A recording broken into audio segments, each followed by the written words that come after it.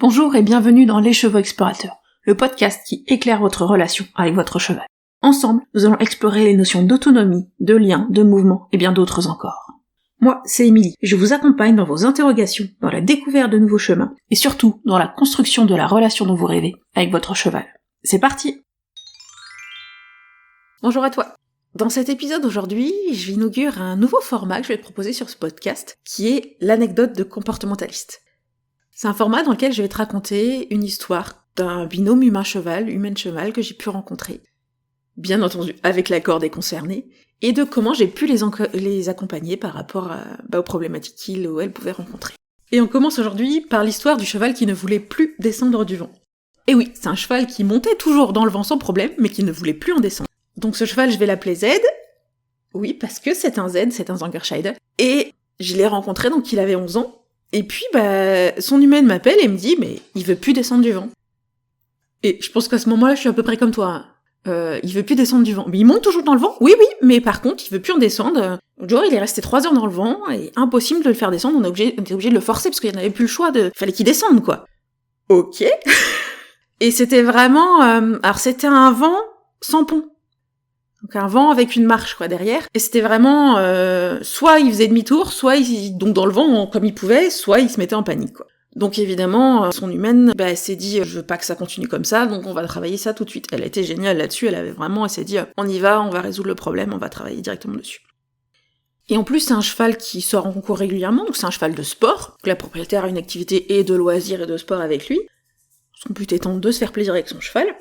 Et là, c'est arrivé, en rentrant d'un concours, pas voulu descendre du vent en rentrant à l'écurie. Et puis, elle a réessayé une autre fois, et pareil, même problème, le cheval qui veut pas descendre du vent.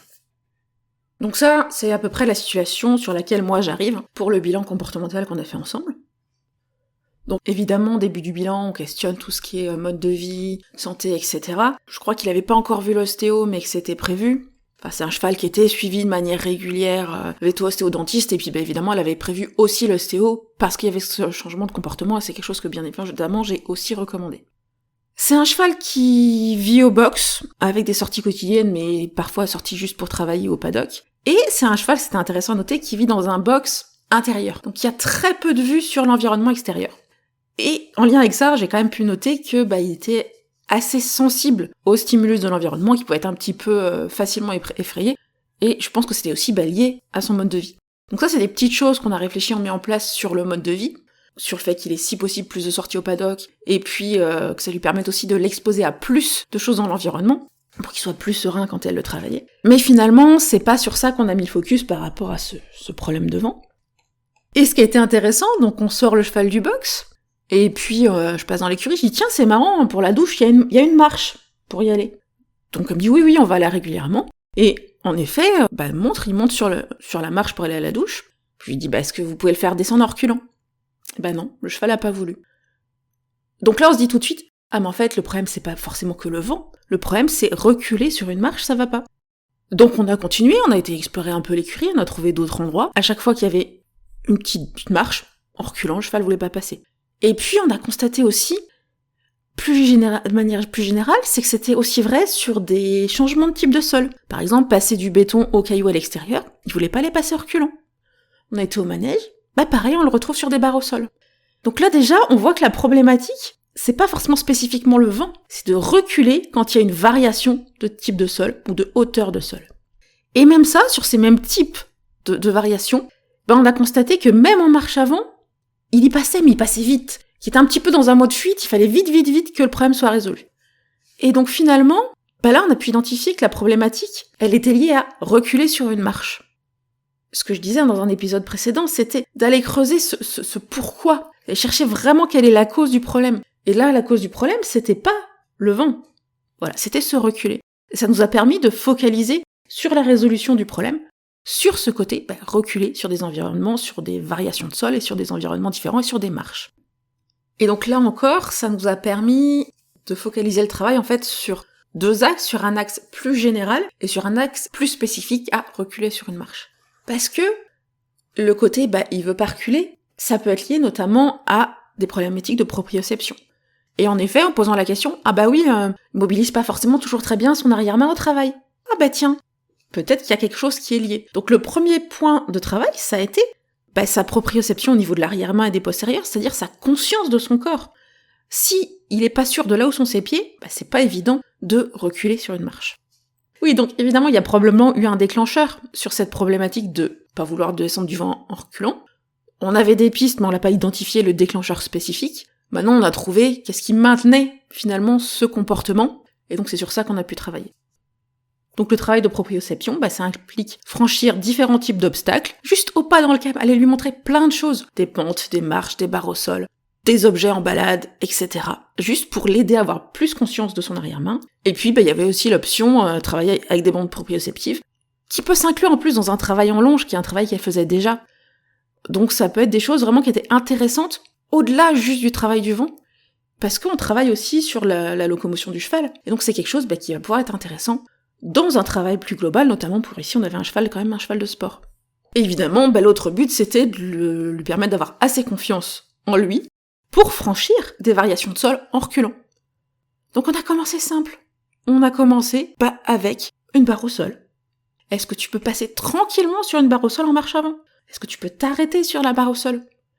Et déjà rien que ça, pour ce cheval, au début c'était difficile. Et notamment, on le travaillait en liberté, il contournait la barre au sol, donc vraiment il cherchait à l'éviter. Donc on a retravaillé cette mise en confiance, surpasser des barres au sol, et puis aller se promener dans l'écurie, tout il y a des changements de sol, lui montrer d'en passer encore et encore, repasser des marches en marche avant. Et une fois que ça s'était fait, on est passé sur la marche arrière, donc sur le reculé. Et ça, c'est des choses que moi j'ai pas fait en bilan en fait. C'est-à-dire que moi, j'ai vraiment identifié avec la propriétaire, on a commencé à travailler sur la barre au sol et on s'est arrêté là.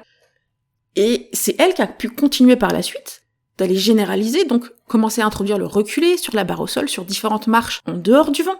Devant le manège, il y avait une traverse de chemin de fer, qui forcément faisait un effet marche, qui était génial comme travail pour travailler le reculé, et en même temps sans être dans le vent, dans l'espace étroit du vent. Et petit à petit, ça lui a permis d'avoir un cheval qui osait à nouveau reculer sur les marches.